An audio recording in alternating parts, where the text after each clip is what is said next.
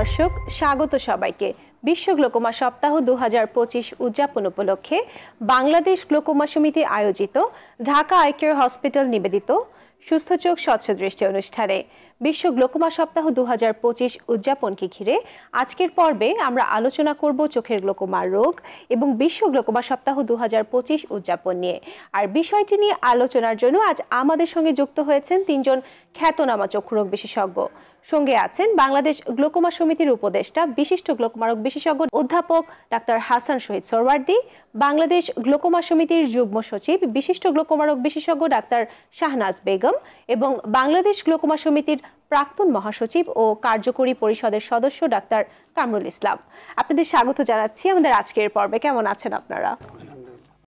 ধন্যবাদ স্যার। আজকে তো আসলে আমরা আলোচনা করব গ্লোকোমা রোগ নিয়ে এবং বিশ্ব গ্লোকোমা সপ্তাহ, এই বিষয়টি নিয়ে আমরা আজকের বিষয় আমাদের।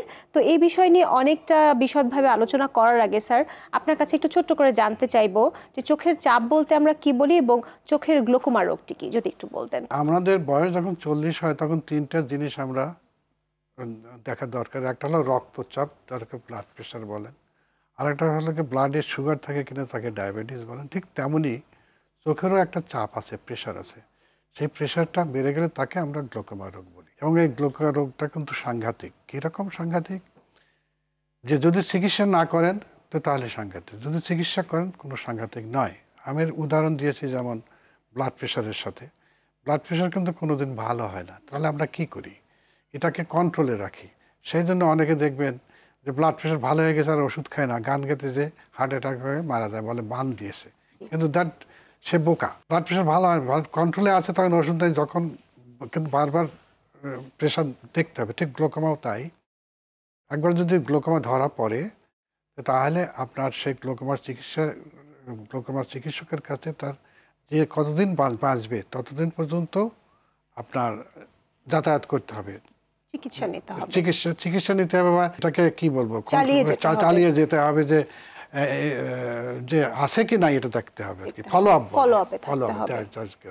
ধন্যবাদ স্যার। ম্যাডাম, আমরা জানি যে প্রতি বছরের মতো এবছর এবং এ মাসেই আসলে বিশ্ব গ্লোকোমা সপ্তাহ পালিত হচ্ছে।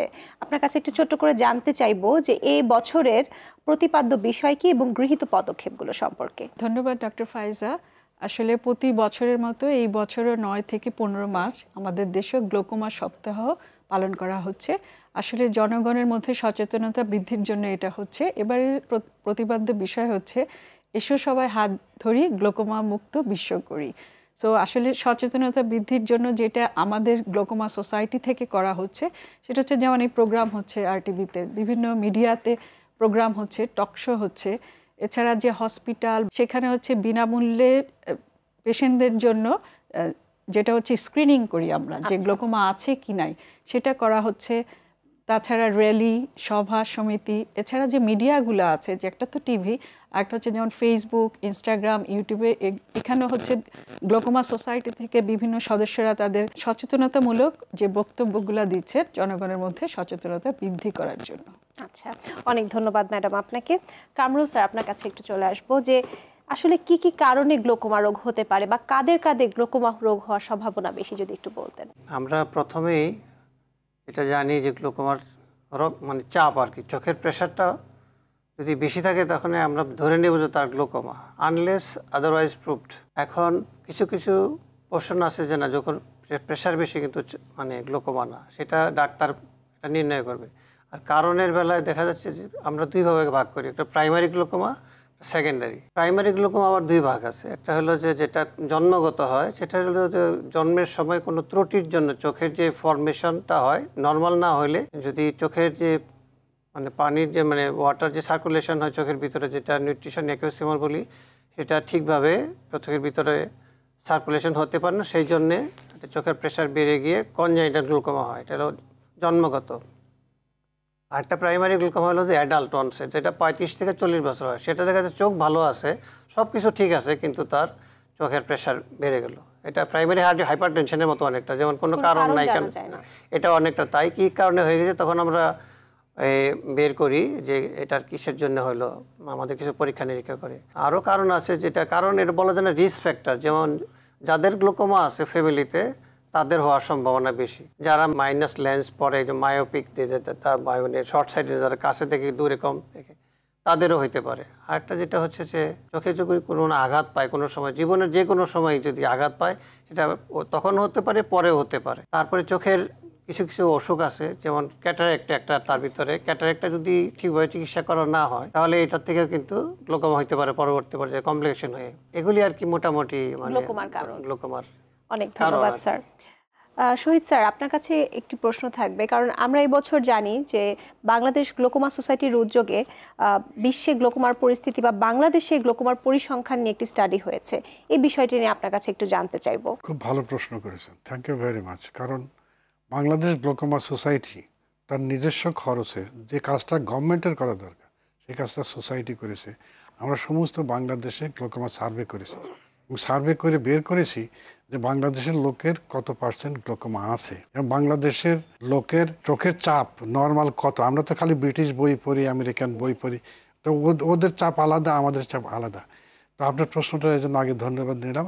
2.8 বা 3% আমরা পেয়েছি না যে বাংলাদেশের, এবং চোখের চাপ 16 +-2, এটা হলো ইন্ট্রাকুলার প্রেশার আমরা পেয়েছি। এবং আমাদের দেশে সাধারণত ছেলেদের প্রাইমারি ওপেন অ্যাঙ্গেল গ্লোকোমা যেটা ওনারা বললেন, সেই গ্লোকোমাটা ছেলেদের একটু বেশি হচ্ছে আর মেয়েদের তুলনামূলকভাবে কম হচ্ছে।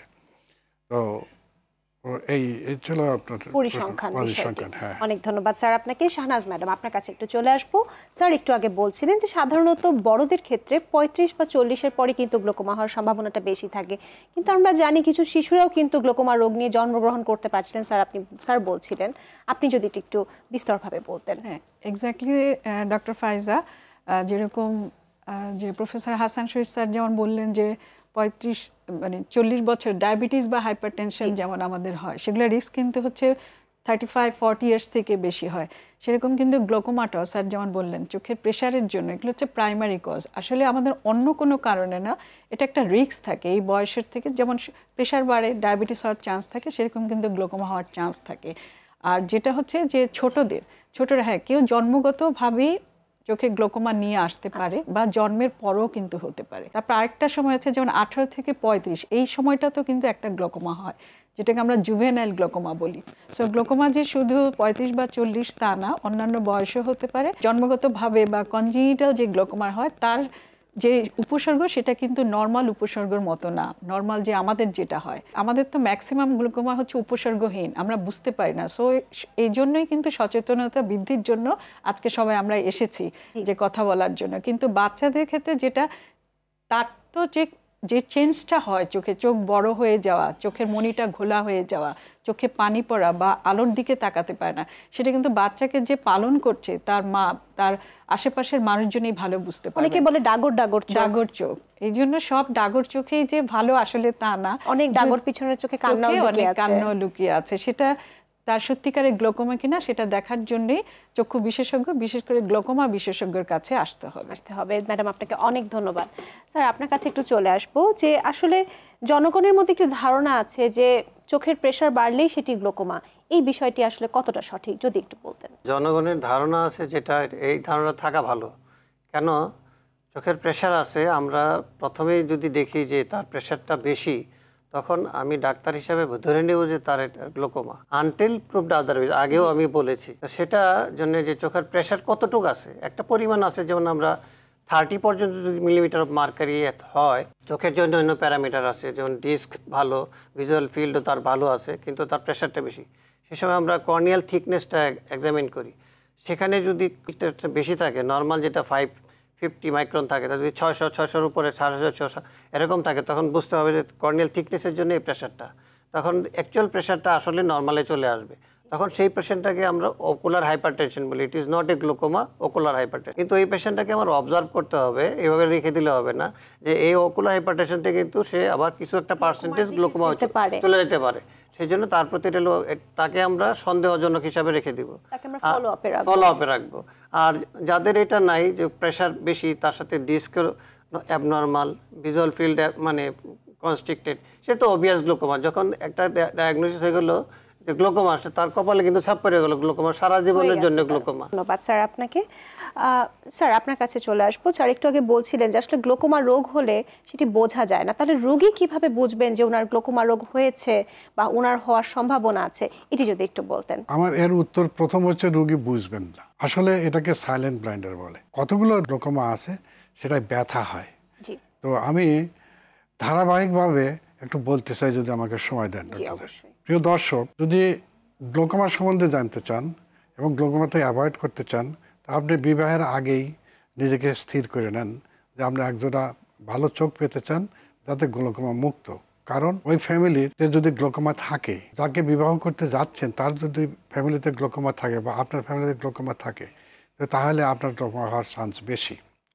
বিবাহ হলো, এবার বাচ্চা নেবেন। বাচ্চা নেওয়ার পরে বাচ্চা যখন জন্মগ্রহণ করলো, যদি দেখেন চোখটা বড়, দেখবেন যে দুইটা চোখ সমান কিনা। আর যদি দেখেন একটা চোখ বড় আর একটা চোখ ছোট, সাথে সাথে ডাক্তারের কাছে নিয়ে যান। যদি দেখেন দুটো চোখই বড় কিন্তু চোখের যে কালো অংশে ওখানে দেখা যাচ্ছে কি সাদা দাগ, একটা সুতার মতো দাগ, ডাক্তাররা হ্যাপস্টায়ার্ড বলে, কিন্তু সুতার মতো দাগ, সাথে সাথে ডাক্তারের কাছে নিয়ে যান, তাহলে ভালো থাকবেন। কেন ভালো থাকবে? সাধারণত বাচ্চাদের যখন গ্লোকোমা হয়, চোখ বড় হয় কেন? চোখের মধ্যে প্রেশার আছে, কিন্তু সেই প্রেশার চোখটাকে অত বেশি নষ্ট করতে পারে না, কারণ বাচ্চাদের চোখটা নরম এবং ইলাস্টিক এরকম বাড়ে, সুতরাং চোখের ভিতরে অতটা ক্ষতি হয় না। যদি ডাক্তারের কাছে নেন, সাথে সাথে যদি ডাক্তার ব্যবস্থা গ্রহণ করে, তাহলে ওই বাচ্চাটা যদি 80 বছর বাঁচে, সে 80 বছর দেখে যাবে। মনে রাখবেন যে একটা মানুষ 80 থেকে 100 বছর বাঁচে, আর যদি না নিয়ে যান সেই 100 থেকে 80 বছর অন্ধ থাকবে। এখন বাচ্চার জন্ম হলো, জন্মের পর এখন আসেন, জন্মের পর সাধারণত ভালোই থাকে, কিন্তু টিন এজ বলে, টিন এজের আগে কতগুলো রোগ হয়, 13 to 19, এই এজটায় চোখের তেমন রোগ হয় না, কিন্তু অন্য দিক দিয়ে ক্ষতিগ্রস্ত হতে পারে। অনেক ধন্যবাদ স্যার আপনাকে। পরবর্তী আলোচনাটি আমরা শুনবো আসলে বিরতির পর। চলে যাচ্ছি একটি ছোট্ট বিরতিতে, আমাদের সঙ্গে থাকবেন। দর্শক, চোখের গ্লোকোমা রোগ এবং বিশ্ব গ্লোকোমা সপ্তাহ 2025 উদযাপন এবং প্রাসঙ্গিক অন্যান্য বিষয় নিয়ে আলোচনা হচ্ছে বাংলাদেশ গ্লোকোমা সমিতি আয়োজিত ঢাকা আই কেয়ার হসপিটাল নিবেদিত সুস্থ চোখ স্বচ্ছ দৃষ্টি অনুষ্ঠানে। সঙ্গে আছেন 3 জন বিজ্ঞ চিকিৎসক যারা গ্লোকোমা সচেতনতা নিয়ে নিয়মিত কাজ করছেন। অতিথিদের সঙ্গে বাকি আলোচনার অংশে ফিরব। সংক্ষিপ্ত সময়ের বিরতি শেষে আমাদের সঙ্গেই থাকবেন।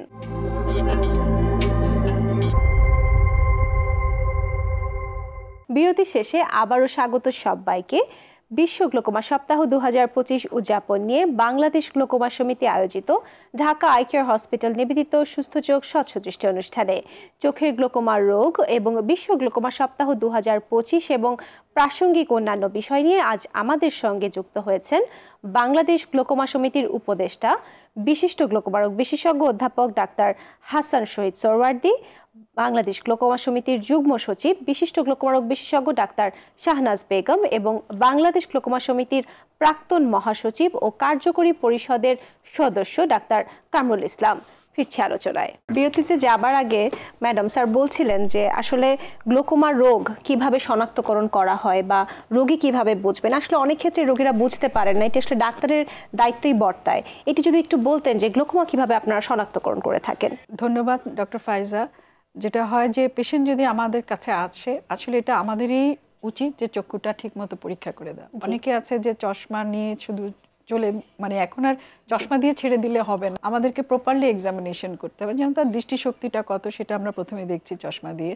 যেমন 40 বছরে কিন্তু প্রত্যেকে অ্যাটলিস্ট কাছে সমস্যা হয়, সেই জন্য কিন্তু আমাদের কাছে আসে, কাছে যেটা আমরা চালসে বা প্রেস বায়োপিয়া বলি। তো সেই সময় যদি আমরা চোখের প্রেশারটা দেখি এবং চোখের যেটা মনি বলি আমরা, মনি বড় করে যদি দেখি যে চোখে প্রেশার বেশি হলে যে নার্ভের ড্যামেজ হয়, সেই নার্ভ ড্যামেজটা আছে কিনা এবং কতটা আছে, যদি সাসপেক্ট হয় যে আছে, সেক্ষেত্রে আমরা কিছু পরীক্ষা দিব করতে। যেটা হচ্ছে প্রথম আর্লি গ্লোকোমা, যে প্রথম অবস্থায় ধরা পড়ার জন্য আমরা একটা ওসিটি বলি বা অপটিক্যাল কোহেরেন্স টোমোগ্রাফি, একদম ইনিশিয়াল স্টেজেও কিন্তু ধরা পড়বে। আরেকটা হচ্ছে ভিজুয়াল ফিল্ড, সেখানে হচ্ছে একটু পরের স্টেজে ধরা পড়ে, যেটা পরিধিটা যেটা বলি আমরা পেরিমেট্রি বা ভিজুয়াল ফিল্ড অ্যানালাইসিস করে দেখতে পারি এক্স্যাক্টলি কত % ড্যামেজ হয়েছে। তো এই ড্যামেজ যদি পেশেন্ট আমাদের কাছে আর্লি অবস্থায় আসে, তাহলে কিন্তু গ্লোকোমা প্রতিরোধ খুব করা দ্রুতই সম্ভব। আসলে ডায়াগনোসিস হয়ে যাচ্ছে। ডায়াগনোসিস হলে কিন্তু এটা প্রতিরোধ করা সম্ভব, চিকিৎসাও করা কিন্তু সম্ভব। অ্যাডভান্স অবস্থা আসলে হ্যাঁ যে অবস্থায় আছে সেই অবস্থা থেকে যাতে ফার্দার আর কোনো ড্যামেজ না হয় সেই জন্য কিন্তু চিকিৎসার মূল উদ্দেশ্য। ধন্যবাদ ম্যাডাম আপনাকে। স্যার আপনি যদি একটু ছোট্ট করে বলতেন যে আসলে গ্লোকোমা রোগের চিকিৎসা সম্পর্কে। গ্লোকোমা রোগের চিকিৎসা তার মানে অলরেডি গ্লোকোমা হয়ে গেছে, এই তো? যাদের গ্লোকোমা হয়ে গেছে তাদের অনেকভাবে চিকিৎসা করতে পারি। এটার স্টেজটা দেখতে হবে যে কতটুকু কোন স্টেজে আছে, প্রেশার কত থাকে, সেটার উপর নির্ভর করে ডাক্তার নির্ণয় করবে যে তাকে একটা ড্রপ দিবে না দুইটা ড্রপ দিবে, তারপর তাকে লেজার করবে কিনা। কারণ লেজারটা আবার নির্ভর করে এটা কোন ধরনের গ্লোকোমা, এটা কি অ্যাঙ্গেল ক্লোজার গ্লোকোমা নাকি open angle glaucoma. Angle closure যদি গ্লোকোমা হয় তাহলে সেটা সাধারণত সার্জিক্যাল সাইডে যেতে হয়, আইদার লেজার অর সার্জারি। আর যেটা ওপেন অ্যাঙ্গেল গ্লোকোমা সেটা সাধারণত আমরা ওষুধ দিয়ে থাকি, একটা দিতে পারি, মাল্টিপল ড্রাগ দিতে পারি, আবার এগুলির কম্বিনেশন হইতে পারে, লেজার প্লাস ড্রপস অথবা সার্জারি লেজার ড্রপস, এগুলি কম্বিনেশন করে চিকিৎসাটা দেওয়া হয়, চিকিৎসা করা হয়। আর গ্লোকোমার চিকিৎসার একটা যেটা মূল জিনিস হলো যে যেটা ডাক্তারের ফলো আপে রেগুলার যেতে হবে এবং সবসময় চিকিৎসার ভিতরে থাকতে হবে। এটা এমন ওষুধ না যে ওষুধ দিয়েছি ভালো হয়ে গেছে, কারণ গ্লোকোমা একবার হলে সারা জীবনে ভালো থাকবে না। যদি গ্লোকোমা চিকিৎসা করা যায় তবে যে স্টেজে আছে সেই স্টেজটা মেনটেন করা যায়, যে যতটুকু ক্ষতি হয়ে গেছে আর যেন কোনো ক্ষতি না হয়, সেই জন্য চিকিৎসাটা কন্টিনিউ করা মাস্ট মাস্ট মাস্ট অবশ্যই। তাহলে এটার ইম্পর্টেন্সটা হলো খুবই সচেতন থাকতে হবে। তারপর কিছুদিন পর পর ডাক্তার যেভাবে অ্যাপয়েন্টমেন্ট দেবে সেভাবে ডাক্তার কাছে যেতে হবে। আরেকটা চিকিৎসাও আছে, সেটা হলো যার হইলো, যে ফ্যামিলিতে হলো তাদের উপদেশ দিতে হবে যে আপনার ফ্যামিলি ব্লাড রিলেটেড যারা আছে সবাইকে চোখটা একটু পরীক্ষা করা নিন, কারো গ্লোকোমা আছে কিনা এটা দেখার জন্য। অনেক ধন্যবাদ স্যার। স্যার একটু আগে স্যার বলছিলেন যে আসলে গ্লোকোমা রোগ অনেক রকম ওষুধ দিয়ে আসলে চিকিৎসা করা হয়। কিছু রোগী থাকেন তারা আসলে ওষুধ দিচ্ছেন, কিছুদিন ব্যবহার করার পরে বন্ধ করে দিচ্ছেন, হয়তো চোখটা লাল হচ্ছে, চোখে হয়তো একটু জ্বালা পোড়া করছে, তারা ওষুধটি বন্ধ করে দিচ্ছেন। এই বিষয়টিকে স্যার আপনি আসলে কিভাবে দেখেন? আমার একটা ধন্যবাদ দেই সুন্দর কোশ্চেনের জন্য। কারণ আমাদের দেশের কথা বলতে হবে, আমি তো পাবলিকের জন্য বসছি, ডাক্তারদের জন্য নয়। আমাদের দেশের রোগীরা দুই ধরনের আছে, একটা রোগী কথা শোনে না, আর একটা রোগী তার ওষুধ কেনার পয়সা নাই। তার কারণ যে ফ্যামিলিতে দুটো গ্লোকোমা রোগী থাকে তার 7,000 টাকা লাগে ওষুধ, আমার হিসাব আছে। তার ভাত খাওয়ার পয়সা নাই, সে এই পয়সাটা পাবে কই? প্র্যাকটিক্যাল কথা হচ্ছে এই যে তার চিকিৎসার জন্য কয়েক ধরনের হতে পারে। যদি তিনটা, একটা হলো ওষুধ দিয়ে, আরেকটা হলো লেজারকে, আরেকটা হলো সার্জারি, 3 ধরনের। এখন সার্জারিটা শেষে কিন্তু কেস ভেদে সার্জারিটা প্রথমও হতে পারে। ধরেন গ্রামের কৃষক, তার গ্লোকোমা হয়েছে, তাকে তো ওষুধ দিলে সে কিনতেও পারবে না, সে নেবেও না, তখন তাকে প্রথমেই আমি সার্জারি করে দেবো, কারণ সার্জারি করলে 5-7 বছর সে ভালো থাকবে। অথবা লেজার করে দেবো। অনেক দেশেই আছে, জিপি ক্লিনিক আছে, বা আমাদের দেশে হচ্ছিল আছে, সেখানে যদি একটা লেজার মেশিন দিয়ে দেওয়া যায় এবং লেজার করলে 5 বছর ভালো থাকে। গরিব মানুষের জন্য প্রথমেই লেজার, আর বড় লোকের জন্য প্রথমে ওষুধ। মাঝারি আর যারা ওষুধ নেবে না সন্দেহ থাকে তাদেরকে প্রথমেই সার্জারি। মেইন কথা হচ্ছে এই যে ধরেন, আর কার কাছে চিকিৎসার জন্য দেবে, ইট ইজ ইম্পর্টেন্ট। প্র্যাকটিক্যাল যেটা, আপনি ভালো ডাক্তার, আপনি ইন্ডিয়া গেলেন হবে না, আপনি উত্তরায়, আপনি ইয়াতে জানো যে ঢাকা আই কেয়ার আছে না, ওখানে যান। আপনি ধানমন্ডিতে থাকেন, আপনি এখানে ক্লিনিক আছে, এখানে যান। বাসার কাছের ডাক্তারের কাছে থাকতে হবে, দূরে নয়। কারণ ভাই সাহেব আপনারা শোনেন, ব্লাড প্রেশার বাড়িতে আপনি নিজে নিতে পারবেন, আর নিজে নিয়ে থাকেন। আপনার ব্লাড গ্লুকোজ কিন্তু এখানে ট্রিটমেন্ট নিজে নিতে পারেন। আপনি কি চোখের প্রেশার পারবেন? চোখের প্রেশার আপনি পারবেন না। অথচ চোখের প্রেশার যদি না নেন, গাফিলতি করলে আপনার যেটুকু নষ্ট হবে, এক আল্লাহ ছাড়া পৃথিবীর কোনো ডাক্তার ভালো করতে পারবে না। তাহলে আমরা কি করি?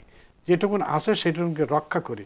সেই জন্য আপনার পার্শ্ববর্তী ডাক্তারের কাছে যান, প্রেশার নেন, এবং চিকিৎসার ডাক্তারই ঠিক করে দেবে যে আপনাকে প্রথমে ওষুধ দিয়ে করবে, না লেজার করবে, না সার্জারি করবে। ধন্যবাদ স্যার। ম্যাডাম আসলে একটু আগে স্যারও বলছিলেন যে দীর্ঘদিন ছানি পুষে রাখলেও কিন্তু গ্লোকোমা হতে পারে, এই বিষয়টি যদি একটু বলতেন। এছাড়াও খাদ্যাভ্যাস বা ব্যায়ামের সাথে গ্লোকোমার কোনো সম্পর্ক আছে কিনা? ছানি যদি দীর্ঘদিন রয়ে যায়, যেমন অনেকে আছে অনেক রিমোট এরিয়াতে আর কি, গ্রামাঞ্চলে থাকেন, তারা কিন্তু এক চোখ ভালো আছে, অনেক আগে অপারেশন করেছে, কিন্তু আরেকটাতে চলে যাচ্ছে বিধায় আরেকটা চোখে যে ছানি অনেক সাদা হয়ে পেকে যাচ্ছে, যেটা সহজ ভাষায় বলি গলে যাওয়া আর কি, পচে গলে যাওয়া, সেরকম হয়ে যাচ্ছে, সেটা কিন্তু কেউ দেখছে না বা ওনারাও হয়তো অত কমপ্লেন করে না। কিন্তু যখনই প্রেশার বেশি বেড়ে যায়, যেমন 40 গ্লুকোমা নর্মাল হচ্ছে 10 থেকে 21 প্রেশার, কিন্তু সেটা বেড়ে 40, 50, 60 যখন হয়ে যায়, চোখে অনেক ব্যথা, বমি বমি ভাব, মাথা ব্যথা, দৃষ্টিশক্তি একদম কমে যায়, তখন কিন্তু পেশেন্ট আমাদের কাছে আসে। ছানি জনিত যে গ্লোকোমা, এটা একটা দুইটা গ্লোকোমা আছে বেসিক টাইপ। একটা হচ্ছে একদম গলে গিয়ে, আর একটা ওই লেন্সটা যখন মোটা হয়ে যায়, সেটাও এক ধরনের অ্যাঙ্গেল ক্লোজার গ্লোকোমা নিয়ে কিন্তু আসে। সো ওটার চিকিৎসা হচ্ছে আগে চোখের প্রেশার কমাতে হবে, তারপরে ছানি অপারেশন করে লেন্স লাগাতে হবে, তাহলেই পেশেন্ট ভালো থাকবেন। আর আরেকটা হচ্ছে যেটা খাদ্যাভ্যাসের সাথে এবং ব্যায়ামের সাথে কোনো সম্পর্ক আছে কিনা? এক্স্যাক্টলি, এটা নিয়ে এখন কিন্তু খুব রিসার্চ হচ্ছে। অনেকগুলা বাইরে যে আমরা সভা সেমিনারে যাচ্ছি, সেখানেও দেখছি যে খাদ্যাভ্যাসে বেসিক্যালি যেটা বলা হয় যে আপনি ডায়াবেটিসের বা প্রেশারের যে রিস্কটা থাকে, আমরা যদি এক্সারসাইজ করতে বলি, এক্সারসাইজ ডেফিনেটলি এটা প্রেশারটাকে নিয়ন্ত্রণে রাখে। আরেকটা হচ্ছে যে একসাথে ঢকঢক করে পানি খাওয়াটা আমরা নিষেধ করি, যে তাতে একটা চোখের পজিটিভ প্রেশার বেড়ে ওই সময় নার্ভটা ড্যামেজ হতে পারে, এই কথাটা আমরা বলি। আর এক্সারসাইজ তো ডেফিনেটলি এটার একটা রোল আছে, যেটা আমি বললাম যে আমাদেরকে যদি মানে আমরা ফ্যাটি যাতে না হয়ে যায়, যেমন রিস্ক থাকে থাইরয়েডের, যেরকম রিস্ক থাকে ডায়াবেটিস প্রেশার, সেরকম চোখের প্রেশারও কিন্তু এই ওবেসিটিটা একটা রোল প্লে করে। সো একটু অবশ্যই সুস্থ থাকতে হবে আর কি। অনেক ধন্যবাদ ম্যাডাম। স্যার, আপনাদেরকে অনেক ধন্যবাদ এত ব্যস্ততার মাঝে আমাদেরকে সময় দেওয়ার জন্য। আপনাদের জন্য অনেক শুভকামনা। ধন্যবাদ। দর্শক, আজকের এই বিশদ এবং বিশেষ আলোচনা থেকে আমরা বুঝতে পারলাম দৃষ্টিঘাতক গ্লোকোমাকে প্রতিহত করতে হলে যে লক্ষণগুলো এতক্ষণ আমরা আলোচনা করলাম, তার যে কোনো একটি দেখা দেবার সঙ্গে সঙ্গেই আমাদের একজন বিজ্ঞ চক্ষু চিকিৎসকের শরণাপন্ন হতে হবে এবং সঠিক সময়ে সঠিক চিকিৎসাটি নিতেই হবে। সবার জন্য এই আহ্বান রেখে সকলের জন্য গ্লোকোমা মুক্ত সুস্থ সুন্দর স্বস্তিময় জীবনের প্রত্যাশায় আজ বিদায় নেব। তবে যেতে যেতে একটি পরামর্শ, আপনার চোখ সুস্থ রাখুন, দৃষ্টি স্বচ্ছ রাখুন। সবার জন্য শুভকামনা।